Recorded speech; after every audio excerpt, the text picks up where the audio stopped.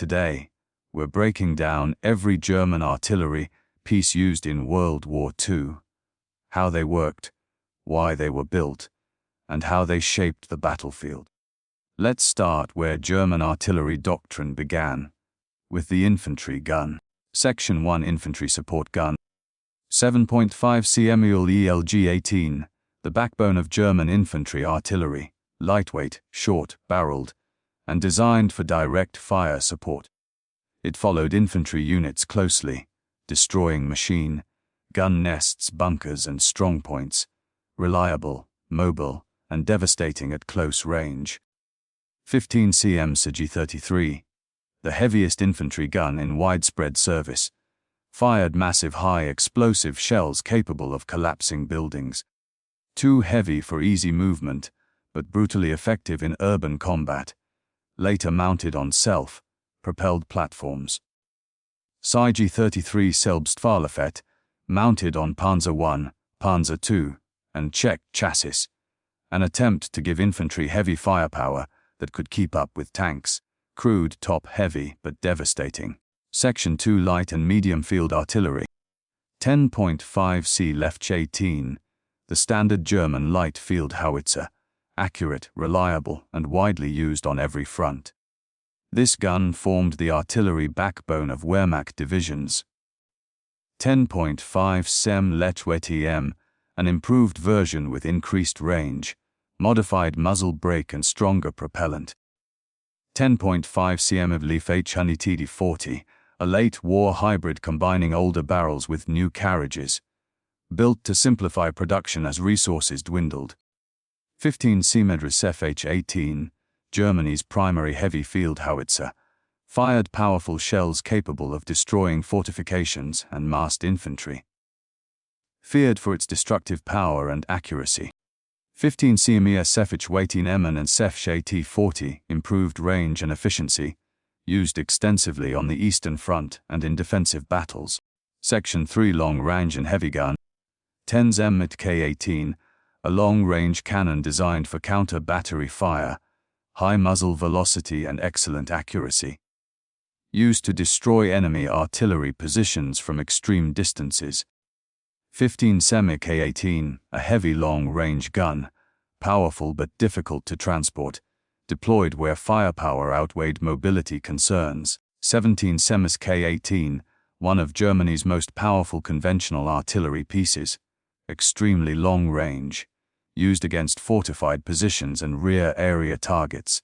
21 cm 18, a massive heavy mortar, designed to smash fortresses and defensive belts, slow to move, devastating once deployed.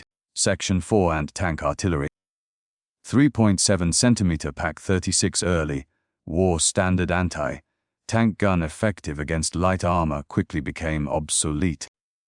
5 cm Pak-38 improved penetration and range used extensively in the early Eastern Front fighting. 7.5 cm Pak-40 Germany's most important anti-tank gun, powerful, reliable, and mass-produced, capable of destroying most Allied tanks. 8.8 cm Pak-43, the legendary 88, adapted for ground combat, devastating at long range, feared by tank crews across every front. 12.8 cm Pak-44 late, war super heavy anti-tank gun mounted on Jagdtiger, and static positions, immense power, very limited numbers. Section 5 Anti-Aircraft Artillery.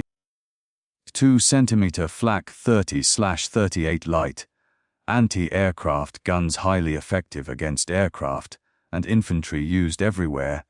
3.7 cm Flak 36/43 medium anti-aircraft guns, greater range and stopping power. 8.8 cm Flak 18/36/37, the most famous artillery piece of the war, designed for aircraft, lethal against tanks, versatile, terrifying, iconic. 10.5 cm Flak 38/39 heavy anti-aircraft guns, used to defend cities and strategic targets. 12.8 cm Flak 40 massive high, altitude air defense gun used primarily in fixed city defenses. Section 6 rocket artillery. 20, 1 cm Nebelwerfer 40. Two larger rockets, greater destructive power, used heavily on the Eastern Front. Panzerwerfer 42, armored half-track mounted rocket launcher, allowed shoot and scoot tactics. Raketenwerfer and experimental launchers, various late war rocket artillery experiments, often unreliable, but psychologically devastating. Section 7 siege and super heavy artillery. Karl-Gerät, self-propelled siege mortar, fired 600 mm shells, used against Sevastopol and Warsaw. Schwerer Gustav Dora, the largest artillery piece ever used in combat, railway-mounted, fired shells weighing several tons. Impressive but impractical. Railway guns, mobile heavy artillery mounted on rail lines, used for long-range bombardment.